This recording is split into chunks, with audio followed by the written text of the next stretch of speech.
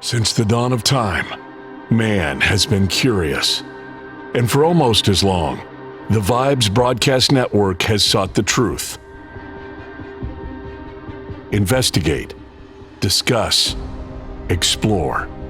Okay, maybe in other episodes, but this one is just listen to the vibes. The views and opinions of our guests may not necessarily reflect those of the host or the Vibes Broadcast Network. Listener discretion is advised.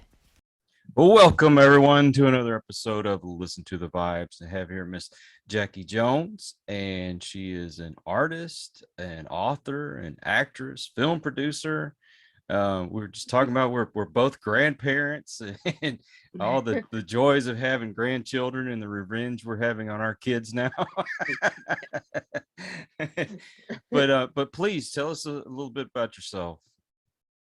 Yeah, I was in the movie Manos, the Hands of Fate that Mystery Science Theater made famous when they first aired it in 1993. My dad was the master. Our Doberman was in it.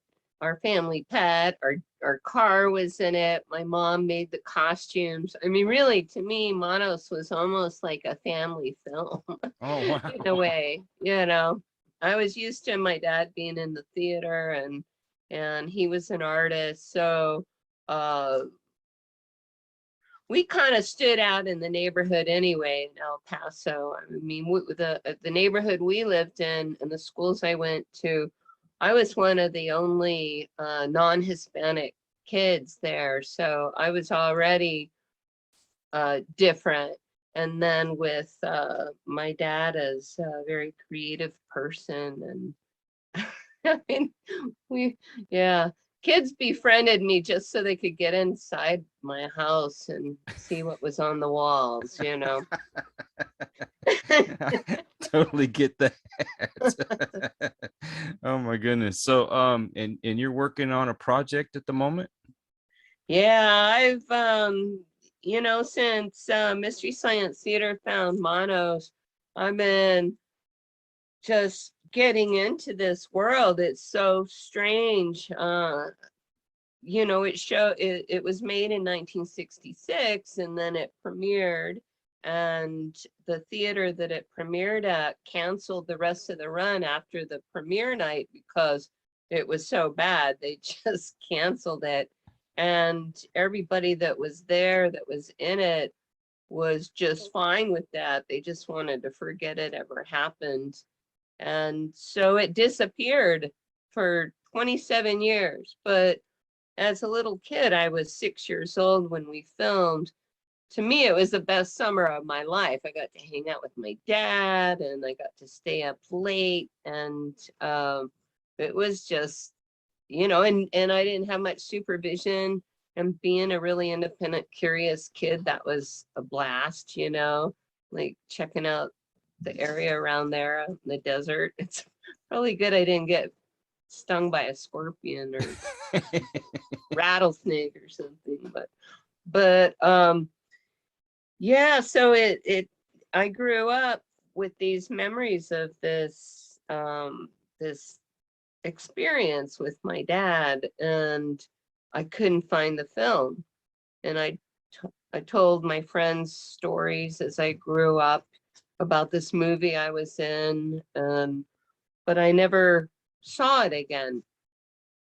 And as I got older, I started searching for it in film archives and university archives, libraries, but that's pre-internet. So I just couldn't find anything and I gave up. So one day, 27 years later, 1993, my dad calls me up. I'm married and have my first child, and he's living on the Oregon coast, and he says, "You'll never believe what I just saw on television." I mean, that's how we discovered that it had come back into the world, and it pretty much became an instant hit, and it's won the MST3K Turkey Day Awards twice as the best worst movie ever made. and just the fan base, it's pretty incredible. And so the fame of it, you know, I got a copy of it from Comedy Central, who had HBO. They're the ones that put it out, and they sent me a copy, and I watched it by myself, and I thought that was the end of it. I was just satisfied. I got what I wanted. Mm. And then it started getting attention, and I was like, oh, that's interesting. And I just kind of got into it and became part of that and encouraged it. And to this date, from 1993, the number of projects, like really talented projects that have been created, and the things I've been invited to be part of have been just wonderful. I love every minute of it. Are you doing cons and things like that? Yeah, I've done a lot of conventions. Not in the last 2 years. A couple I was invited to have been canceled, but I think at this point, Manos is really, I've been saying this for the last month or so, that it's at the tipping point. It's has a very solid, dedicated, loving fan base, but it's reaching broader worlds as it expands. I mean, I'm talking to somebody later today about the idea of a documentary about Manos, and that would bring in all the talented projects that have happened over the years. Like there's Manos, a Hands of Felt, which is puppet theater that was on stage in Seattle. There's 2 stage productions of Manos, one of which was in Portland, Oregon, and I lived near there, and I was invited to be part of it. That was a blast. The original Manos was shot silent, so it was all dubbed, and all of the women, including 6-year-old Debbie, was dubbed by one person. And so the stage production of Manos was kind of like my revenge. They invited me to be part of it because their character Debbie was played by a doll that somebody carried around the stage. And my dog, the Doberman, was made out of cardboard and felt, and was on little tiny wheels, and they pulled him across the stage, and he fell over now and again. I mean, it was a comedy for sure. Right. It was really great. And they invited me to play my own voice. So I got to sit up in the sound and light booth and do Debbie's lines through a doll. Oh, wow. It was a blast. So yeah, there's that. And then there's comic books and coloring books and trading cards. Wow. Gosh, I gotta write it down. See, that's all gonna be in the documentary. All these projects and how they happened. And then several films. A guy, David Roy, did a film, The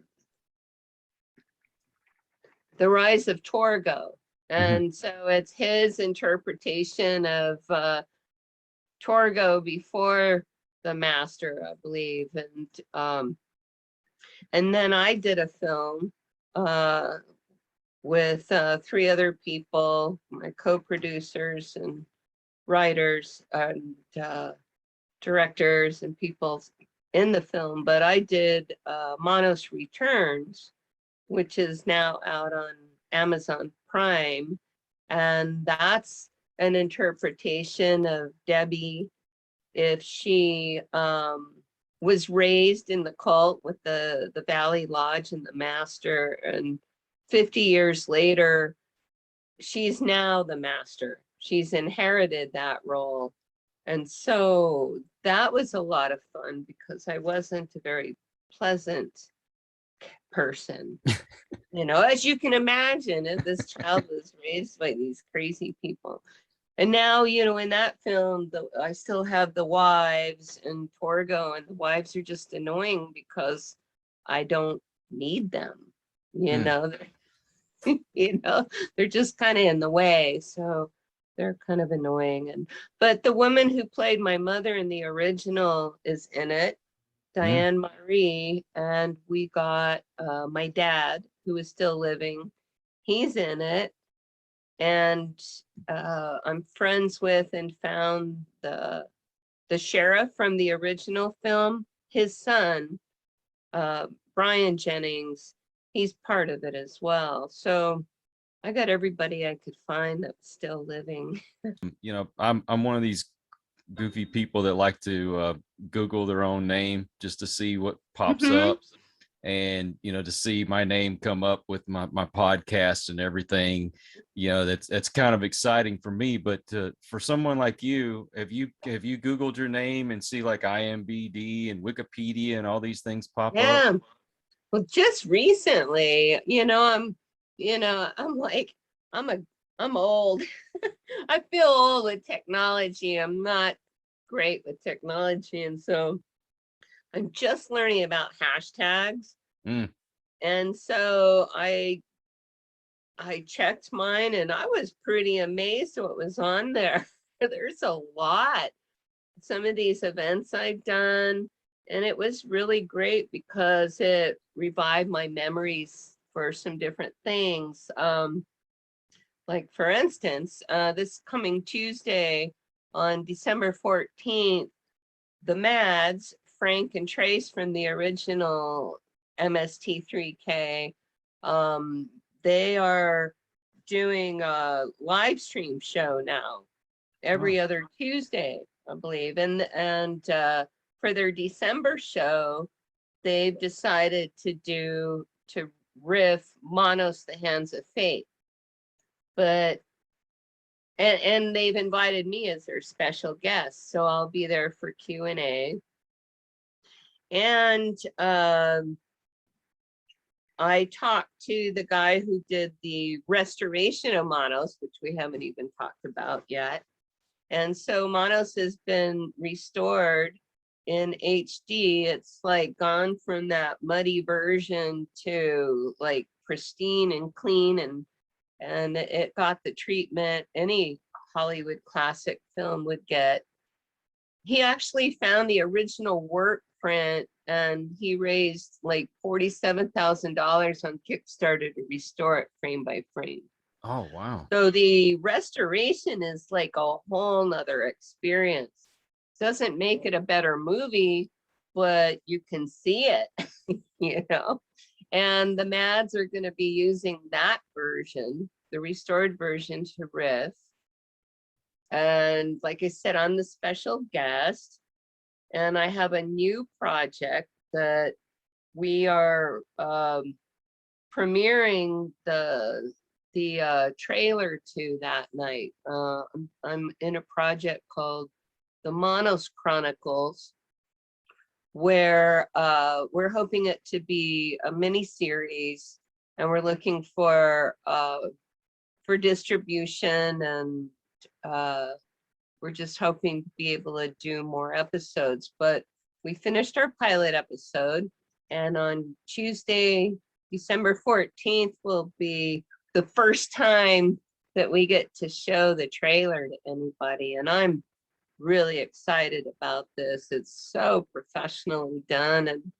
And I keep looking at it going, man, this is a real show. Holy crap.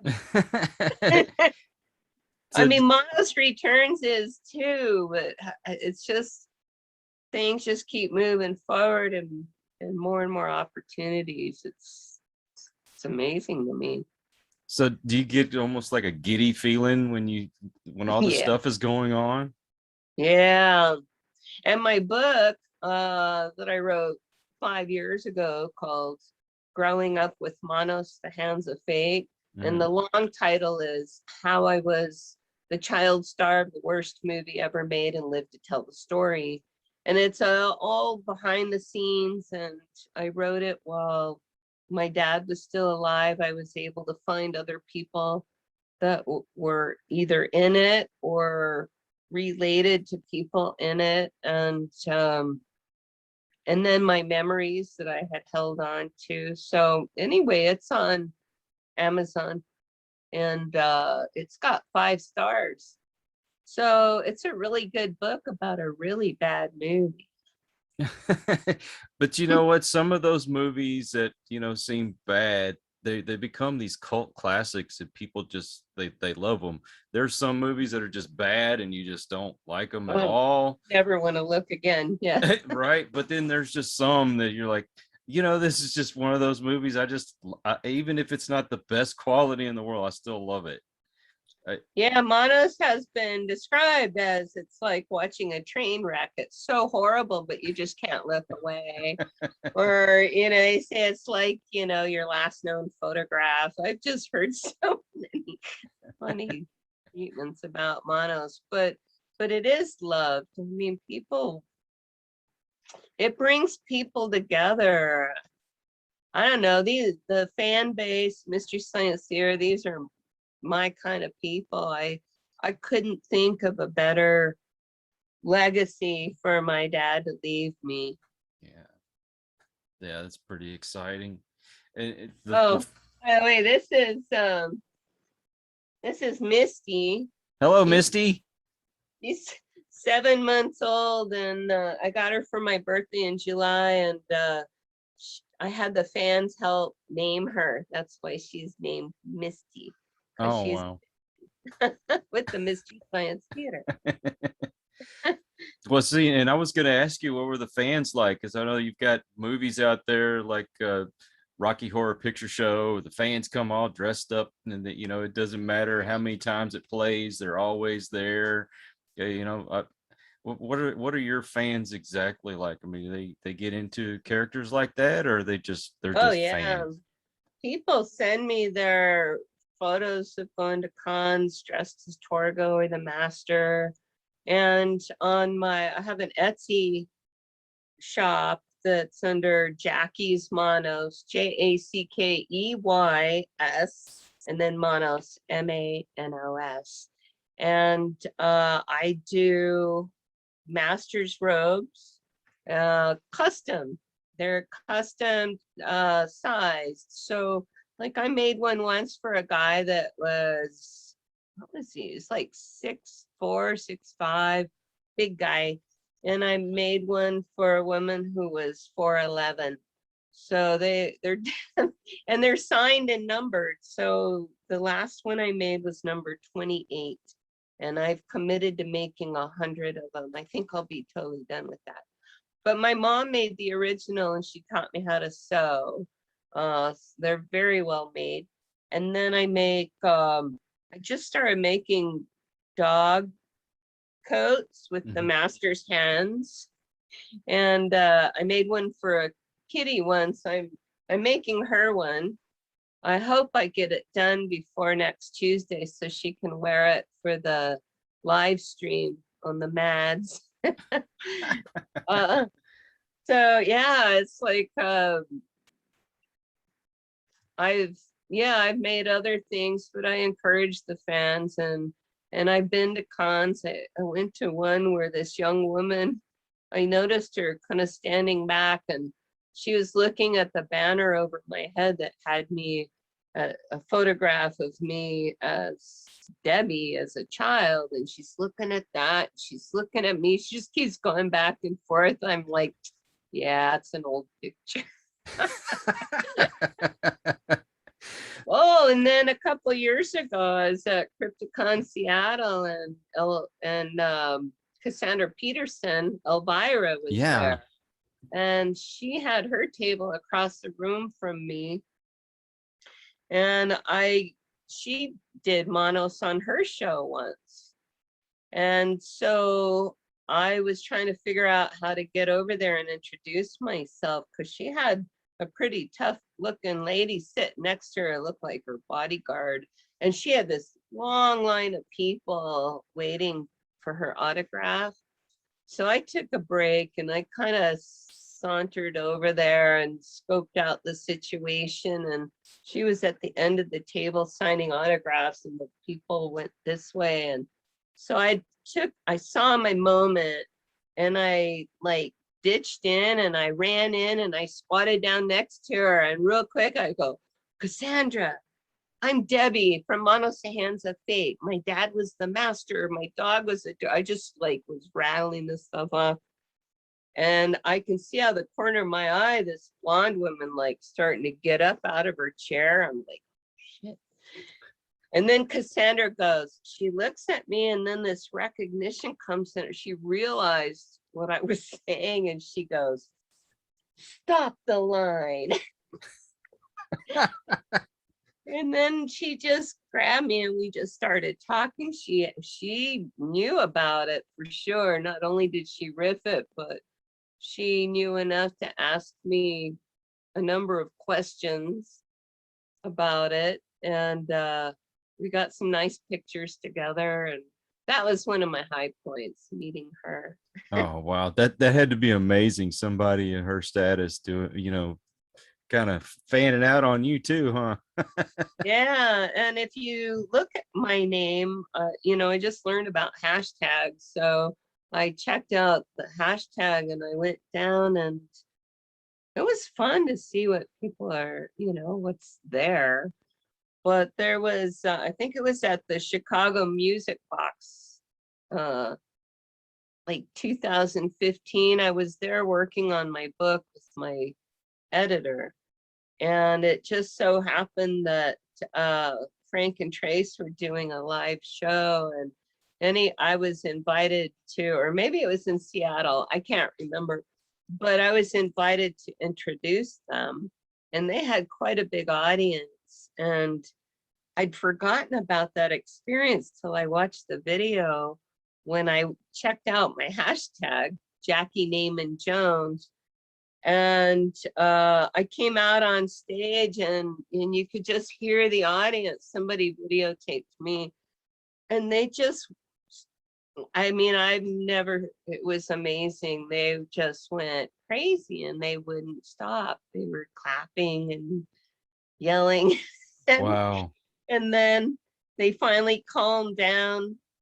I said, I'm Debbie. I was the child in Manos, the Hands of Fate. And then they flipped out. And then when they calmed down, I said, and my dad was the master, and they flipped out again. And I said, and the Doberman was my dog, and they laughed, but that was pretty cool, because I was just there to introduce Frank and Trace. And I've met them a couple times, and because of all of this, I've been invited to be their special guest next week at this show. And I don't know if it's true, but I've heard it from several people that are part of this, that this may well be their biggest show of the year for online. Oh, wow, that's incredible.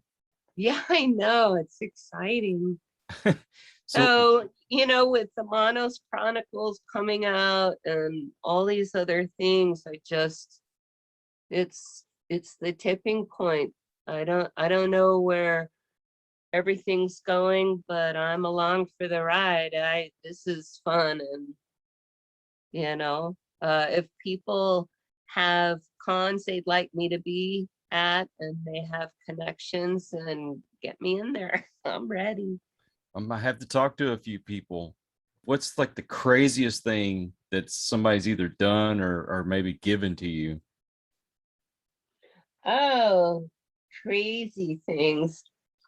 Well, maybe not so crazy, but just 1 second. I'm going to grab something. Okay. I don't know what happened to Debbie, but I had these out and she knocked them down.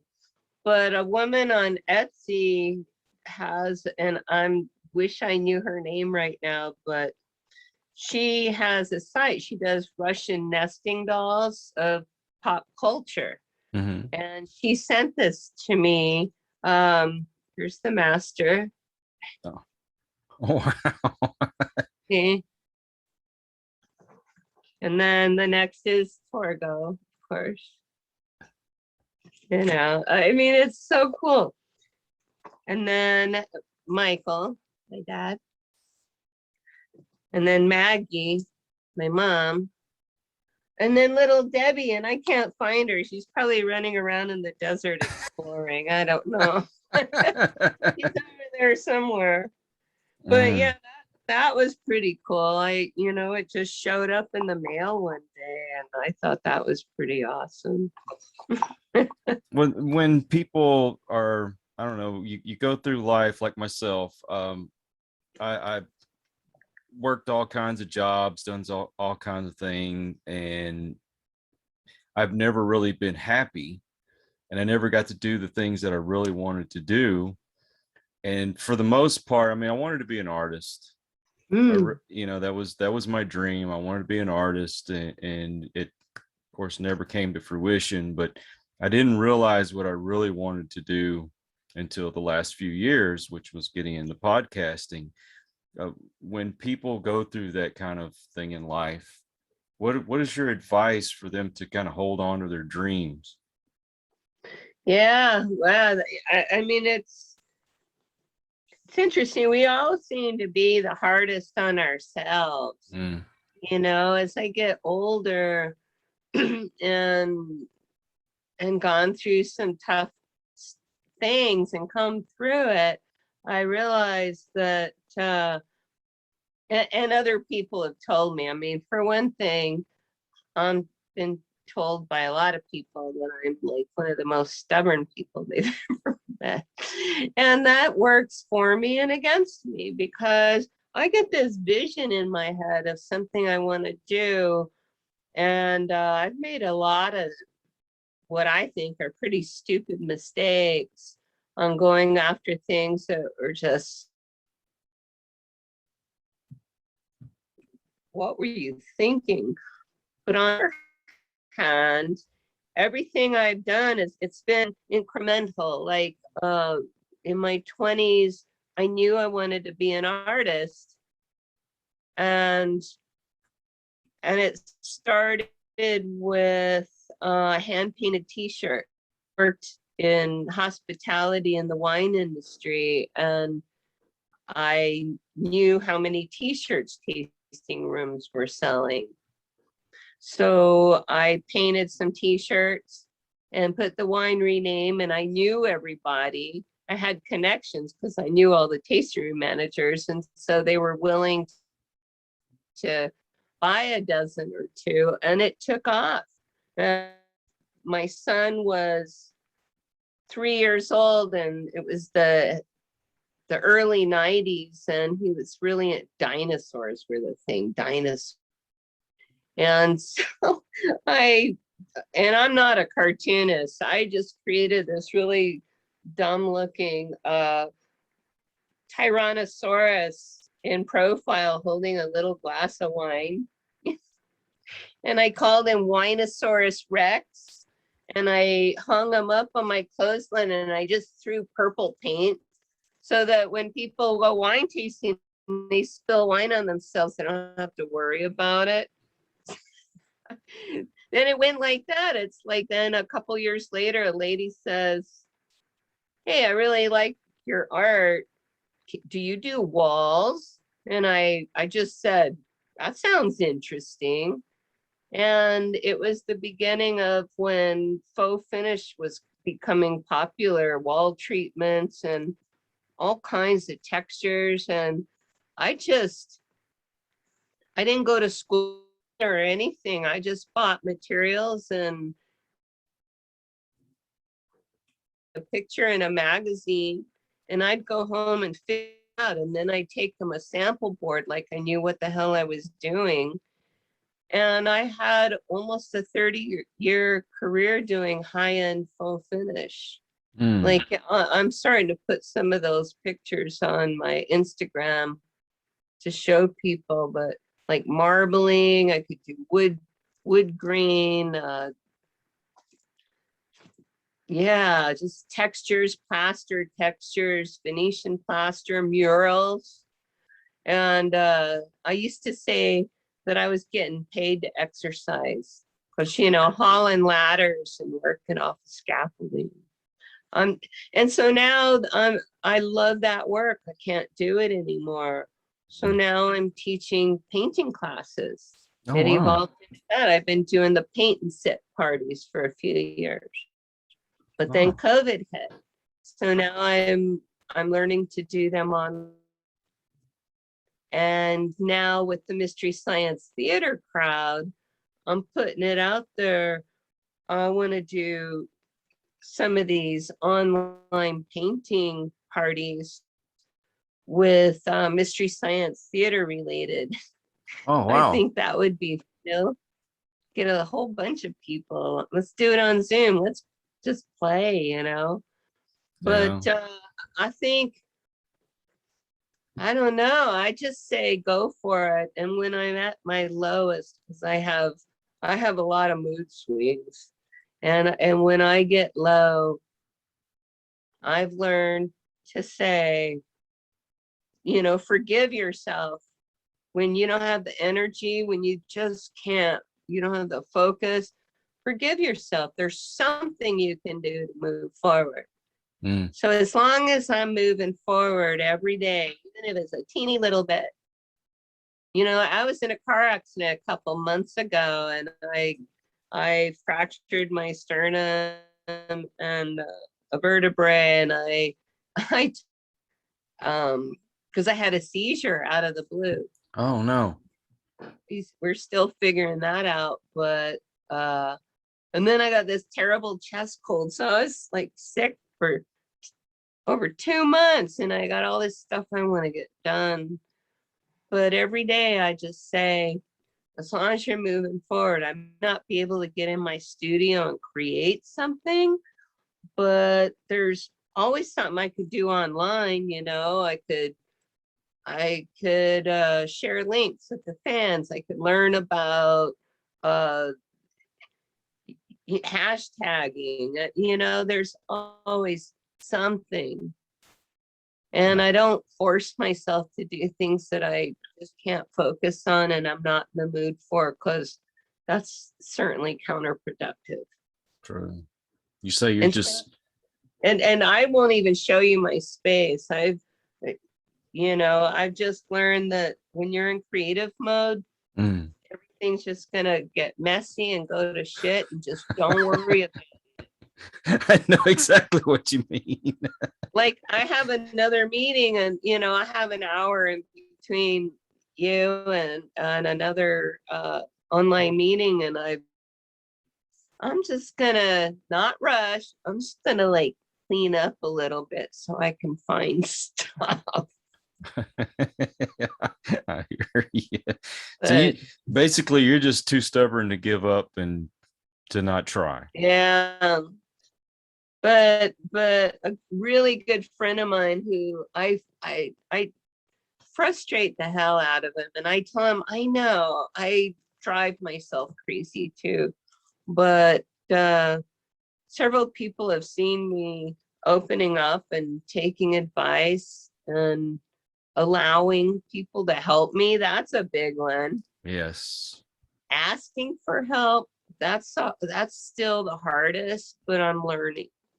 So if you can just be aware enough that when somebody's offering help, let them help you. Yeah. That's true. Very true. So if folks want to find you online, how they do that?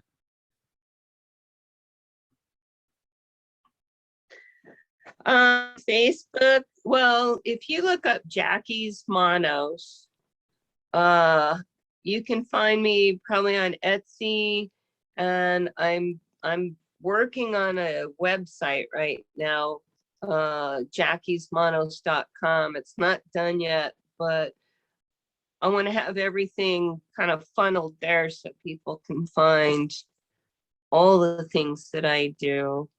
On my Etsy, I do sell autographed copies of my book, Growing Up with Manos. And I also have other things like the master's robe and dog coats and some of my own art. You can see some of that. So, yeah, or hashtag my name, Jackey Jones, getting more and more things on there. I'm learning. I'm with you. I have to ask my grandkids most of the time how to do stuff on the computer. I've learned how to do this, and that's about it. You're on Facebook, Instagram, you have an Etsy, and you're working on a website. Yeah, and I'm on Twitter as well. Okay, on Twitter. All right. Well, I'm going to share your links in the description of this video. And when your website is up, would you let me know? And because I'd like to share that out on my social media as well. Yeah, but for sure, look up our back, and you will definitely see Manos. It's the thing they're promoting most right now, and it's just $10 a ticket, and you don't even have to watch it on Tuesday night when it comes out. You'll be able to download, watch it anytime, but it's going to be a really good show. I'm very excited about it. They're offering so many different things. Oh, and Trace is raffling off his, I think his Torgo costume from one of the things on MSG. But you'd have to look them up to see everything they're doing that night. That's Tuesday the 14th. Tuesday the 14th. All right. Well, I really appreciate your time. Thank you so much for agreeing to come on.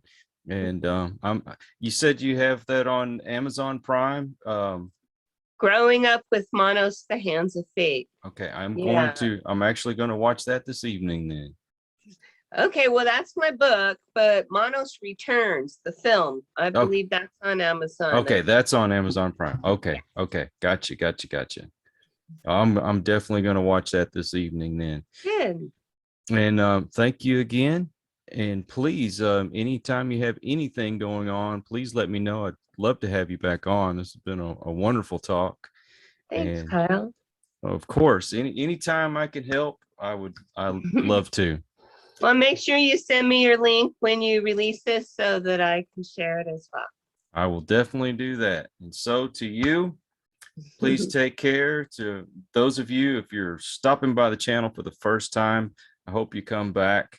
And for those of you that are regular, thank you for your support. And so until the next one, everyone, please take care. God bless and peace. We hope you enjoyed this episode of Listen to the Vibes. You can catch us on Buzzsprout or wherever you listen to your favorite podcasts, and on YouTube. Follow us on Facebook at The Vibes Broadcast Network